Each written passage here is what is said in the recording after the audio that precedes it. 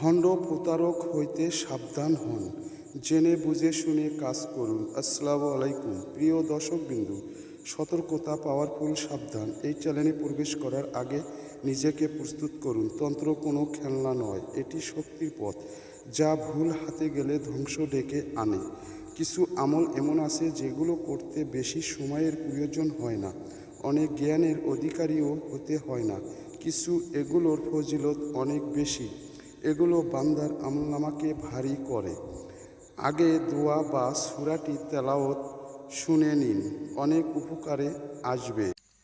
اللهم إنا نستعينك ونستغفرك ونؤمن بك ونتوكل عليك ونثني عليك الخير ونشكرك ولا نكفرك ونخلع ونترك من يفجرك اللهم إياك نعبد ولك نصلي ونسجد وإليك نسعى ونحفد ونرجو رحمتك ونخشى عذابك إن عذابك بالكفار ملحق।